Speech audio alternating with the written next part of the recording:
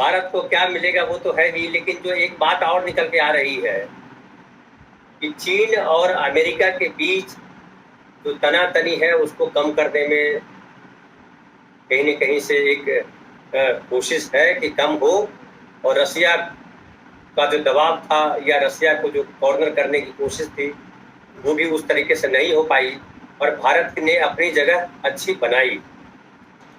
तो इसमें मोदी जी की नीति है, ये कूटनीतिक नीति है, उनकी विजय है, या गांधी नेहरू की जो नीति थी, खास करके नेहरू की जब नीति की बात करते हैं तो उनकी विजय है, किसकी विजय है सर?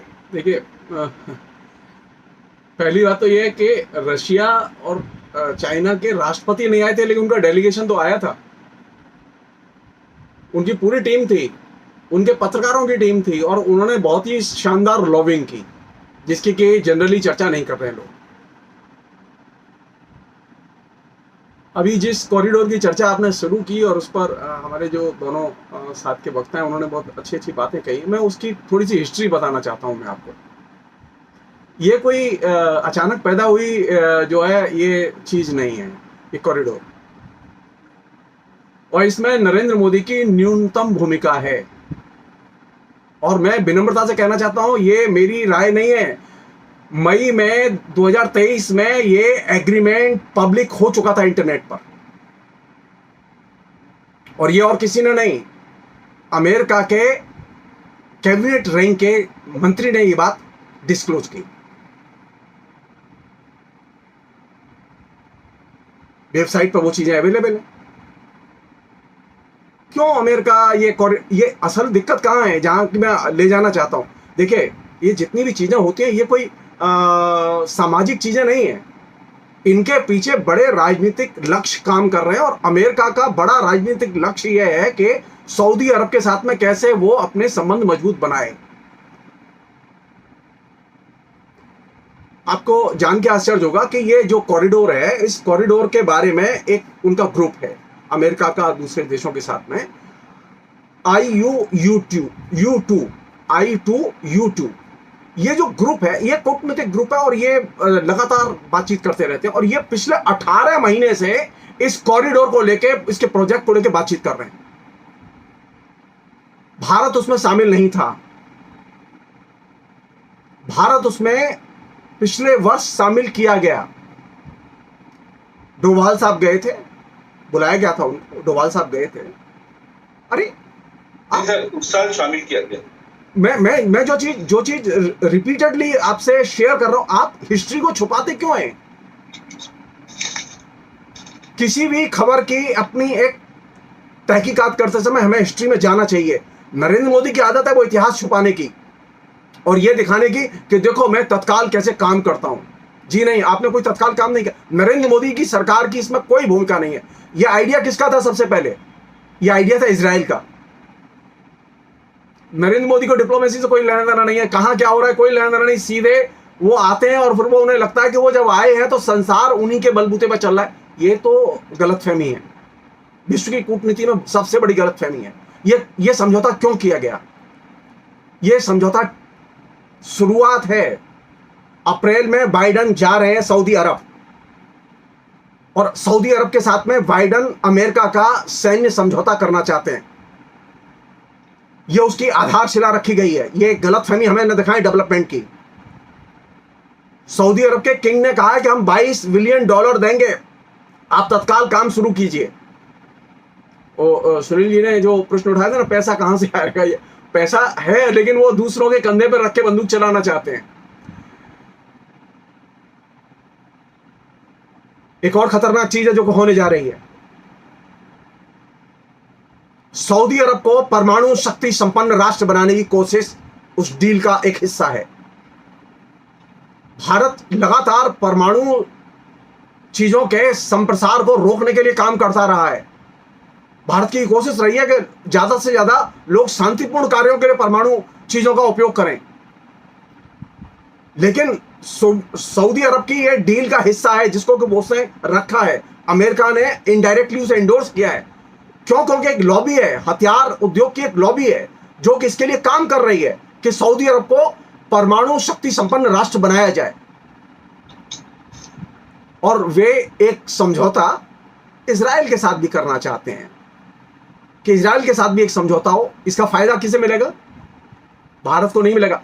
बाइडन अपनी जो लो लेवल पर पॉपुलैरिटी है उसे अमेरिका में अब ऊपर ले जाना चाहते हैं इलेक्शन के पहले, इसलिए वो अप्रैल में जा रहे हैं और ये ग्राउंड बन चुकी है। ये जो जगह जहां के G20 सम्मेलन हुआ है, ये दिल्ली तो उसका एक जिसे कहें कि छलांग भर हिस्सा है। बल्कि मैं ये कहूंगा कि अमेरिका ने बाकायदा अपने व्यापक हितों के लिए G20 समिट का दुरुपयोग किया है। ये कूटनीति की भाषा में ये डेवलपमेंट से इसका कोई संबंध नहीं है, पहली चीज। दूसरी चीज, एक और चीज समझ लें, चाइना ने जो कॉरिडोर डेवलप किया उससे फायदा किसे हुआ? उस कॉरिडोर का नाम क्या है? उस कॉरिडोर का नाम है international north south transport corridor. North south transport corridor जो है वो एक तरह से स्वेज नहर के जरिए जो व्यापार करने का जो कॉरिडोर डेवलप हुआ था एक जमाने में अमेरिका के सहयोग से और इजराइल के सहयोग से, वह कॉरिडोर के कंपटीशन के तौर पर यह कॉरिडोर डेवलप किया गया। और इस कॉरिडोर से सबसे ज्यादा फायदा किसने उठाया? रूस ने सबसे ज्यादा फायदा उठाया इससे। चीन ने उतना फायदा नहीं उठाया।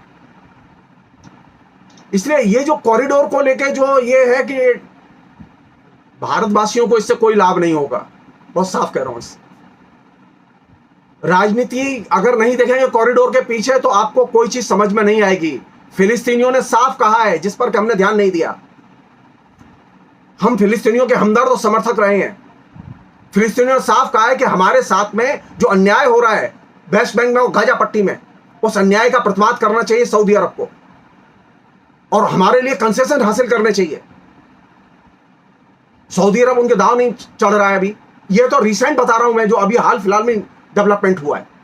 तो ये जो कॉरिडोर का जो मसला है, ये कॉरिडोर का मसला खाली मसला सैन्य संधि जो सऊदी अरब के साथ अमेरिका करने जा रहा, उसके पहले कदम के तौर पर यह कॉरिडोर की घोषणा की गई है, पहली चीज। दूसरी चीज जो कि एक इंपॉर्टेंट चीज है जो कि आपने बातों में रखी, मैं सिर्फ बताना चाहता हूं, बाइडन की पार्टी के अनेक सेनेटर बाइडन के साथ नहीं है। बाइडन ट्रंप के साथ में चिरौरी कर रहे हैं, खुशामत कर रहे हैं कि वो उनके कुछ लोग समर्थन दें, अन्यथा सीनेट से वो सैन्य संधि पास नहीं होगी। क्योंकि डेमोक्रेटिक सेनेटरों ने जो बातें कही हैं, यहां समय नहीं है, नहीं तो मैं उनका जिक्र करता आपसे। हम लोग तो बात ही नहीं करते, जानते ही नहीं, हमारा मीडिया रिपोर्ट ही नहीं करता अंदर क्या चल रहा है। पहले हमारी स्कूप न्यूज में रुचि होती थी। दिलचस्प यह है कि अभी जो मीडिया, अरे ठीक है मोदी की भक्ति करो, कोई नुकसान नहीं, चमचागिरी करो, जितनी अंधभक्ति हो सके करो, लेकिन जो स्कूप न्यूज इंटरनेट पर अवेलेबल है और जो मई में कंप्लीट डिटेल्स के साथ अवेलेबल है, आप ये क्यों कह रहे हैं कि ये अचानक इस समिट में ये चीज फाइनलाइज हुई है? ये मिस इन्फॉर्मेशन लगातार इस कॉरिडोर को लेकर जो दी जा रही है, ये गलत है। रही बात सफलता की, अब हमारी मुश्किल क्या है कि हम अपने हाथ से ही अपनी पीठ थपथपाते रहते हैं। हमारी पीठ कोई और नहीं थपथपा रहा है। हम ये मान के चल रहे हैं कि हमारे यहां सम्मेलन हुआ है तो सफल हुआ है। अरे सफल तो तब हुआ है जबकि सफल होगा जबकि आप कॉन्क्रीटली आपके हाथ में कोई समझौता हो। क्या भारत किसी भी समझौते पर, किसी भी सब्जेक्ट पर, चाहे वो पर्यावरण से जुड़ा हो, चाहे वो सस्टेनेबल डेवलपमेंट से जुड़ा हो, चाहे और किसी मसले पर जुड़ा हो, क्या उस पर कोई कॉमन स्टेटमेंट साइन कराने में सफल हुआ? नहीं। तो आप ये कैसे कह सकते हैं? ये कैसे, ये जो दिल्ली डिक्लेरेशन है, इस दिल्ली डिक्लेरेशन का कोई मतलब नहीं है कागज से अधिक, जब तक कि कॉन्क्रीट जो विषय है उनके बीच में, आपके बीच में समझौते नहीं होते। तो मंत्री स्तर पर आपके समझौते फेल हो चुके हैं। आखिरी चीज, चाइना के साथ में 19 बार आपकी सैन्य स्तर पर बातचीत हुई है, आप चाइना को परसुएट नहीं कर पाए। चाइना के साथ में आप, ये स्थिति क्यों आई? आपको इसकी समीक्षा करनी होगी। खाली इससे काम चलेगा नहीं कि आप अमेरिका के साथ चले जाएं या कभी रूस के साथ चले जाएं, इससे तो काम चलेगा नहीं। भारत की तो ये स्थिति नहीं थी कि वो प्यादे की तरह काम करे। भारत की विदेश नीति के क्षेत्र में यह भूमिका थी इंदिरा गांधी तक कि भारत जो है एक तरह से मंत्री की तरह भूमिका अदा करता था। आज स्थिति है कि हम प्यादे की भूमिका अदा कर रहे हैं। समझौता होना है, सैन्य समझौता होना है सऊदी अरब और अमेरिका के बीच में अप्रैल में, लेकिन हम उसकी पृष्ठभूमि हम तैयार कर रहे हैं ये कॉरिडोर के नाम पर। डिप्लोमेसी में इस तरह को कहते हैं हम लोग पिछलग्गू बनना। अमेरिका की पिछलग्गू अगर आप विदेश नीति बना देंगे तो आपकी संप्रभुता खतरे में पड़ेगी। अंत में जो सारी दुनिया फूड क्राइसिस में फंसी हुई है और आपका देश भी फूड क्राइसिस में फंसा हुआ है, तभी तो 88 करोड़ लोगों को फ्री राशन दे रहे हैं, सरकार दे रही है। जो फूड क्राइसिस को लेकर अमेरिका ने जो नेकेड जन विरोधी रवैया अपनाया हुआ, आपने एक शब्द नहीं बोला उसके ऊपर। माइक्रोसॉफ्ट से लेकर और दूसरी कंपनियां जिस तरह की थर्ड ग्रेड भूमिका अदा कर रही हैं, उसके बारे में एक शब्द नहीं बोला आपने अभी तक। किस बात के लिए आप इस समिट में गए हैं? विकास के लिए गए हैं, कॉमन आर्थिक डेवलपमेंट के लिए गए, लेकिन आप कॉमन आर्थिक डेवलपमेंट और विकास और खासतौर पर जनता की और विश्व की जनता की जो पेट और भूख से जुड़ी हुई जो समस्या है, उससे रिलेटेड आपने एक कदम उठाने की कोशिश नहीं की। इसी अर्थ में मैंने कहा था कि अब बायलैटरल इंटरेस्ट के जो समझौते हो सकते थे, बृहत्तर जनता के हितों से जुड़े हुए समझौते हो सकते थे, उसकी विदाई हो चुकी है। और इस अर्थ में G20 अब अप्रासंगिक होने की ओर बढ़ चुका है। और ये सिर्फ मेरी राय नहीं है, ये मेरी राय नहीं है, हिंदुस्तान के कई जो पूर्व विदेश सचिव रहे हैं उनकी ये राय, उनके लेख आ चुके हैं अखबारों में, हम लोग उठा के पढ़ें। और एक और मैं बात कह रही हूं, बहुत विनम्रता से कह रहा हूं, ये जो अभी विदेश मंत्री है ना, वो तो विदेश मंत्री पीछे बने हैं। मैं तो छात्र जीवन से नस नस जानता हूं। मियां की दौड़ मस्जिद तक। विदेश मंत्री का अपॉइंटमेंट टाटा के कोटे से हुआ है, योग्यता के आधार पर नहीं हुआ है। विदेश मंत्री ब्रीफिंग नहीं कर रहे हैं दुनिया में, विदेश के दौरे होते हैं, विदेश की सारी चीजों की ब्रीफिंग प्राइम मिनिस्टर कर रहा है। और ये सबसे ज्यादा मतलब जिसे कहें कि विदेश मंत्रालय को एक तरह से पंगु बना देने की कोशिश है। इसलिए ये एक समस्या सिर्फ वही नहीं है, यहां पे भी है कि यहां पे भी मंत्रालय पंगु, विदेश में भी हम पंगु। तो ये पंगुता जो है ये एक तरह से, यानी जैसे एक दिव्यांग विदेश नीति, ये जो दिव्यांग विदेश नीति जो आपने डेवलप की है, ये किसके लिए डेवलप की है? भारत दिव्यांग विदेश नीति का पक्षधर और हिमायती नहीं रहा है। भारत संप्रभु राष्ट्र की उसकी अपनी एक स्वतंत्र विदेश नीति थी और जिसमें उसकी बार्गेन पावर बहुत बड़ी थी। आपने अपनी बार्गेन पावर खत्म कर दी। जी जी, मैं आता हूं